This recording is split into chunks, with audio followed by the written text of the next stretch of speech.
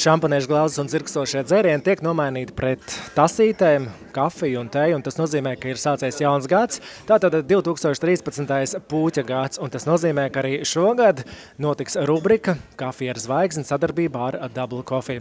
Un joprojām sirsnīgi un liela paldies mēs sakām Jānim Riekstiņam. Bet nu gan pie darba!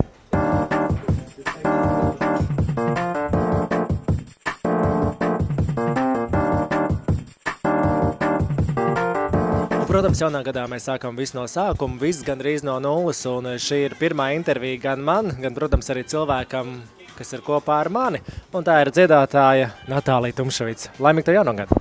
Laimīgi jauno gadu, mainot! Laimīgi jauno gadu skatītāji, lasītāji, Vipi, LV! Starp citu, gada sākums, gada pirmās dienas, bet tu tik svaiga, tik labi izskaties, tik smaidīga, nemaz nav grūti pēc tik daudzām brīvdienām. Nu, paldies, mainot. Nu, es izgulējos īstenībā, bet tāds pozitīvas emocijas viņas uzlādē. Un esmu gatava jaunam gadam, esmu gatava strādāt, pilnveidoties. Un man ļoti labs garstāvoklis šogad kaut kā labi nosvinēju. Un gribās darboties, gribās iet jaunajā gadā ar tādu smaidu, ar priecīgām emocijām, ar plāniem. Un es ceru, ka jums tāpat, ka jums nav kaut kāda ziemas depresija vai pēcsvētku depresija. Es saprotu, mēs esam uz viena viļņa, jo es arī gada pirmās dienas jūtos vienkārši fantastiski, kā 1. janvārī pamodos, tā joprojām smaidu un labi jūtos. Bet starp citu, rubrika Kafija ar zvaigzni, tu saproti, ka mums ir jādara, jā? Jādzer kafiju un jāparunā. Un jāparunā to, ko raksta presa, un presa ir iznākuši šajā nedēļā, žurnāls Privātā dzīve, kas jauns, un arī žurnāls Ieva. Kā ir ar tevi? Tu seko līdz tam, ko raksta presa, ja vairāk tu lasi tomēr internetu portālus? Es, kad sanāk laiks, jā, es varu palasīt arī internetā kaut ko, varu iet veikalā, paskatīties, kas raksta. Dažreiz nav tā kā, ka es katru nedēļu tur gaidu, kamēr iznāks jaunais numurs, jā, bet dažreiz es skatos. Nu, vajag zināt, kas notiek mums valstī, kas notiek Latvijā, gan ārzemēs. Interesanti. Ļoti nopietni meitene, un tātad žurnāls Privātā dzīve, un šeit uz žurnāla vāka ir nokļuvusi Žaklīna Cinovska, režisore, un tāds jautājums, kas ir Žaklīnas jaunais draugs, paparacī materiāls, un tālāk žurnālā ir uzskaitīti gandrīz visi Žaklīnas Cinovskas draugi, bet, protams, tas nenozīmē, ka tie visi ir viņas draugi. Ļoti skaista sieviete, un kāpēc skaistai sievietei nevarētu būt daudz draugu, īpaši vīrieši, vai ne? Talantīga, skaista sieviete, protams, ka jādraudzējās arī ar vīriešiem, nav tā kā tikai sievietēm. Es īstenībā arī draudzējos vairāk ar vīriešiem. Jo, nē, protams, man ir ļoti labs, manas mīļas draudzenes, kurām man ir ļoti jauki pavadīt laiku, bet ļoti daudz arī vīriešu draugu man ir patīkam, kad tomēr tā vīrieša enerģētika un arī tur mazāk skaudības, viss kaut kā ērtāk ir draudzēties arī dažreiz ar vīriešiem. Tas ir forši, kad draudzējies ar vīriešiem. Gan žurnālā Kas jauns, gan arī Privātajā dzīvē ir par izcilu sportisti Inetu Radeviču, kur tātad 2012. gada balvas sportā ceremonijā paziņoja, ka viņa beidz savu sportistu karjeru. Skaista sieviete, talantīga. Tu arī esi ar sportu, respektīvi uz... Es gribēju teikt, uz jūsu stu, protams, jo tu spēlē tenisu un dari visu kaut ko citu. Kad tev šķiet, ja tu esi tik ilgi sportā, tas ir noteikti ļoti grūts lēmums, vai ne? Es domāju, ja tas ir ļoti grūti. Es domāju, ka tas ir ļoti grūts lēmums, bet arī laikam pareizi, jo viņa ir jau ļoti daudz ko sasniegusi. Viņa ir ģimene, bērns. Un, protams, ka gribās jau arī pabūt ar ģimeni vairāk un izcila sportisti, gada sportisti, kā es zinu.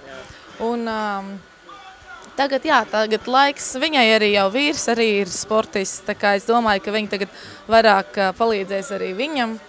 Un viss labi, es domāju, ka pareiz lēmums, pareizā laikā arī aiziet tas ir grūti, bet tas jāizdara, saprot?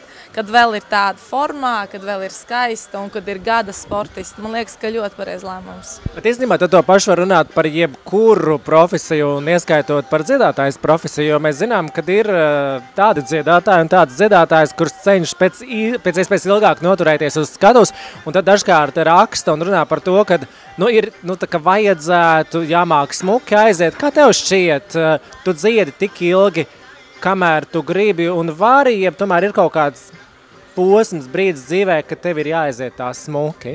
Es domāju, jāaiziet smuki, jo, protams, ka gribās, tā slava, kad tu izēji skatuves vai ka tu cilvēki zina, kad pa tevi raksti. Protams, ka tas ir patīkami, bet tomēr cilvēkiem atmiņā jāpaliek vislabākajā formā, lai atmiņas būtu tāds gaišas, jauks, nevis tāda, veica tur vairāk tur nemāk kaut ko darīt, jau bija tik smuka un laba un talantīga, tagad nav vairāk. Nē, es domāju, ka laikā viss jādara laikā. Žurnāls Kas jauns un arī ļoti daudz un dažādu materiālu par to, kad, piemēram, Ballīte Krauze atvedās no Panorāmas. Par to ir rakstīts arī, starp citu, žurnālā Privātā dzīve un arī žurnālā Ieva ir ļoti liela intervija par Ārni. Skatītāji iemīļotais Ārnis Krauze sāk jaunu dzīvi. Tu skaties par Panorāmu? Es tev tā pateikšu, ka es vispār neskatos televizoru. Jā, diemžēl. Jā, nav laika tiešām, bet uz kino aizēju dažreiz, reti arī, bet televizoru es neskatos. Bet es, protams, zinu Ārni un, man liekas, ka ļoti labi, ka cilvēks grib kaut ko vairāk izdarīt. Varbūt viņam jau apnika, vienu to pašu raidījumu vadīt. Viņš jau grib kaut ko vairāk sasniegt, arī paprovēt sev citā jomā vai citā raidījumā. Tas ir labi, man liekas, ka viņš paprovē sev dažādos raidījumos un lai viņam izdodas viss. Es ceru, ka būs tikpat labs kā Panorāmā. Es pilnīgi tev piekrītu. Žurnāls Kas jauns arī ir par dziedātāju Lienu Kendi, kur ir sadarinājusies, un kā šeit žurnālā Kas jauns ir apgalvots, tad ar sevi, mēdz būt arī tā. Patmalniece, starp citu, cenšas notievēt, un šeit viņa atzīst, ka viens no viņas šā gada mērķiem ir atbrīvoties vismaz no 5 kilogramiem. Kā tev ir ar jaunā gada apņemšanos? Es saprotu, ka tev nevajag tievēt un tev nav jāatbrīvojas no 5 kg, bet kā tev šeit tās apņemšanās gada sākumā viņas ir reāls? Ja tas ir tā, piemēram, tu izdomā tur 31. decembrī un 4. jau vairs nekas tāds nenotiek? Nē, galvenais ir mērķis, un ja viņi grib to izdarīt, es jau redzēju, ka viņi jau notievēja uz 5. Tagad viņa vēl grib uz 5 notievēt. Tā kā, jāsporto, jāiet pareizi, diēta, viss sportošana, diēta, labs garstāvoklis, pozitīvas emocijas un jātic sevī, jāzina, ka viss izdosies un vizualizācija ir ļoti svarīga arī. Vizualizēt sevi tievu, skaistu, tur jāiet šopingā, jānopēr kaut kāds viena izmēra mazāks tērps kaut kāds, un tad viss izdosies. Zini, man liekas, ka ar to nevajag aizrauties un nevajag kaut kādās galējībās krist, vai ne? Protams, ir tā kā cilvēki jau neredz sevi spogulī, kad jau pa tievu, un tad domā, ka vēl resna. Un, tā ir jau slimība, par to mēs nerunāsim. Jā, mēs runāsim par gaišām lietām un par nākamo pāri, par tātad divkārtējais olimpiskais čempions BMX riteņbraukšanā Māris Strombergs līdz pat janvāra nogalē Latvijā dzīvos kopā ar savu draudzeni filipīnieti Natašu Paulo. Kā tev šis pāris? Ļoti daudz pēdējā laikā par viņiem raksta. Ļoti smuks pāris, ļoti man patīk, smuki cilvēki. Var redzēt, ka mīl viens otru priecīgi un atbrauca uz Latviju. Arī viņš ir gada sportists. Viņa vienmēr kopā ar viņu, un tas ir jauki. Man liekas, ka ceru, ka būs arī kāzas mums drīz, nē, nu kā, ļoti svarīgi. Vīrietim, man liekas, ka sievieti blakus, viņi, vēl es tur lasīju, ka viņi labi gatavo un uzkopa māju. Kas vēl vajadzīgs? Mīlestība, labi gatavo, uztur māju. Viss mīļa, skaista meitene.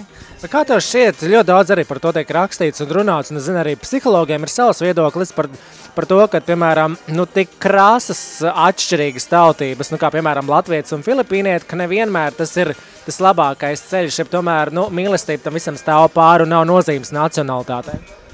Nacionalitātei, man liekas, nav starpības, ja, bet jautājums ir, vai mentalitāte, ja, tas ir jautājums.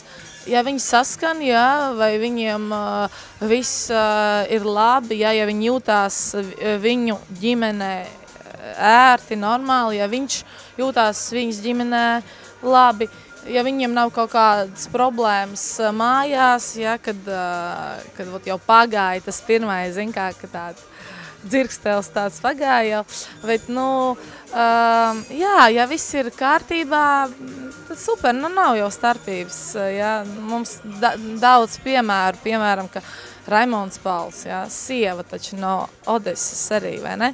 50 gadi jau kopā, cilvēki mīl viens otru, skatās acīs, un tas ir jauki. Nacionalitātei, man liekas, ka nav tas svarīgi. Nacionalitāte nav tik svarīga. Bet runājot par jauno gadu, ir tātad sācies jaunais gads.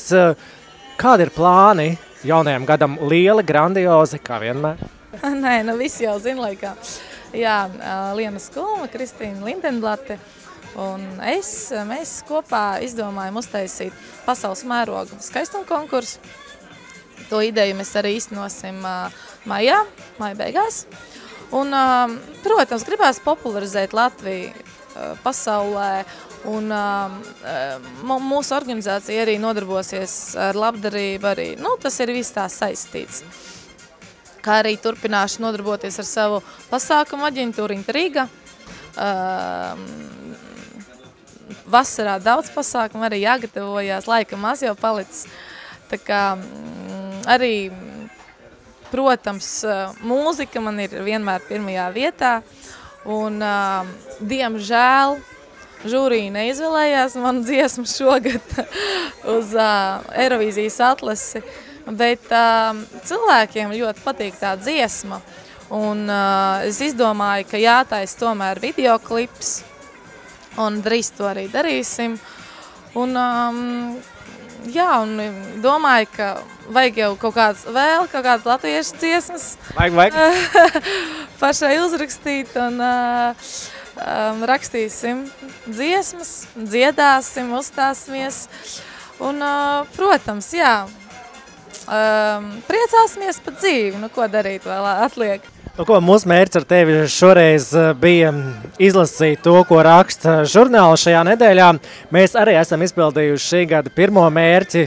Mūsu duets ir izpildījis savu darbu. Es tev arī novēlēšu laimīgu jauno gadu un patiešām, lai viss tev piepildās un mēs intensīvi sekosim līdz tavai daļradai, protams, arī jaunām latviešu dziesmām. Un atgādinu, ka šī bija rubrika Kafija ar zvaigzni, kas joprojām notiek sadarbībā ar Double Coffee. Un mēs ar jums tiekamies pēc nedēļas. Čau! Tā, visu to labāko!